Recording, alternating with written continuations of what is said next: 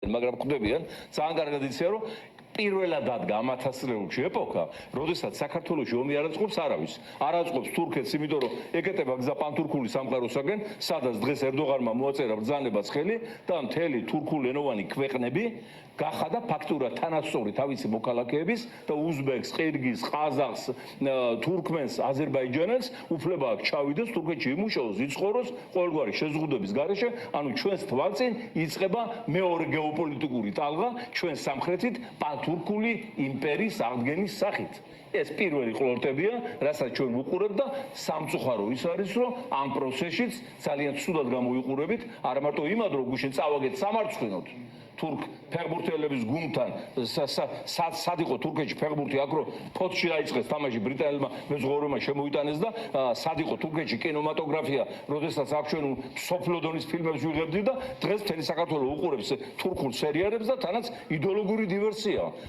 ბრწყინვალე საუკუნე, ასე არ ქვია იმ სულთნის ცხოვრებას, რომელმაც კონსტანტინოპოლი დაიპყრო და კონსტანტინოპოლი და ბიზანტიის დაცემის შემდეგ საქართველოს გადაეკეტა გზა ევროპისაკენ და იმიტომ მოხვდით ჯურმულში, აი დღემდე ამ ვითარებაში ვერ გამოსულვართ. არ ვიტყვი, მაგრამ უტვინო და მტერი რეჟიმი რო შეხვდა ამ გეოპოლიტიკურ ცვლილებებს, ეს ძალიან საშიშია და ბევრად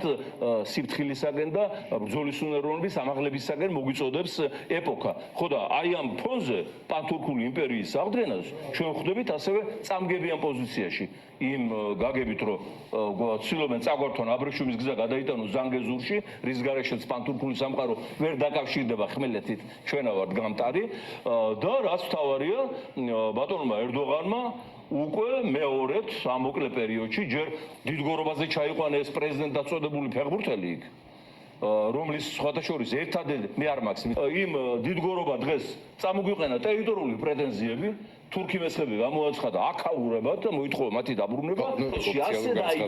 ასე დაიწყო კვიპროსის ოკუპაცია თურქი კიპრიოტების უფლებების დასვით და მათი განსახლებით თურქეთიდან და როდესაც ეს არ დაუკმაყოფილდა თურქეთი შეიჭრა, გამოახდინა ჩრდილო კვიპროსის ოკუპაცია, დღემდე ოკუპირებულია და ეს ვერ შეცვალა ვერც ევროკავშირმა, რომელიც წევრია ხო კვიპროსში ფაქტიურად, ვერც ნატომ და ვერავინ, იმიტომ რომ თურქეთი უძლიერეს სახელმწიფოა, ყველაზე დიდი არმია ყავს მეორე ადგილზე ამგვარი ნატოში. ამიტომ ეს პროცესიც პანთურქული სამყაროს აღდგენის ჩვენს წინააღმდეგ იწყება თუ არ მივიღეთ ზომები, ეს რეჟიმი არ მოვიცილეთ, არ აღვიდგინეთ ჩვენ გეოპოლიტიკურ